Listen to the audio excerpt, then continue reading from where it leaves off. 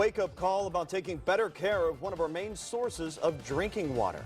Thank you so much for joining us once again tonight. In just the last few hours, $1 million fine was handed down to Duke Energy for an oil spill in the Ohio River in 2014. And those behind the penalty think it will keep other companies from making the same mistakes. So, will it? Jordan Burgess is taking a closer look at preventing the next spill. Just a short time ago, Duke Energy Beckjord was handed down the penalty it will pay for that oil spill. But what we're trying to get to the bottom of is what's being done to protect waterways like the Ohio River here so that something like this doesn't happen again. This office takes it very seriously. It left an oil sheen of nearly 15 miles on the Ohio River while threatening drinking water throughout the Tri-State. And government lawyers say it should have never happened. There were systems in place to prevent this kind of accident.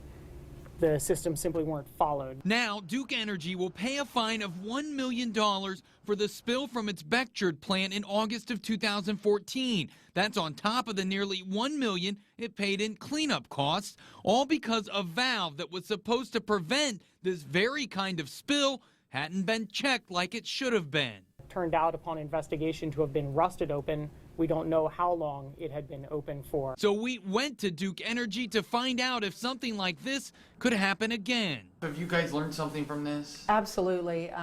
What I can tell you, we've learned a lot just in looking back at that day and things that we can improve. We've been working on our processes, our procedures, our emergency plan. The Beckjord plant has since been retired, and U.S. Attorney Benjamin Glassman says the spill hasn't had any lingering effects.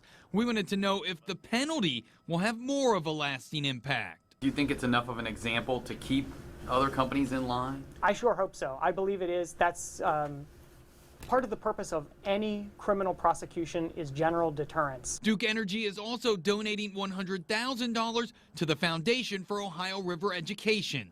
Jordan Burgess, 9 on your side.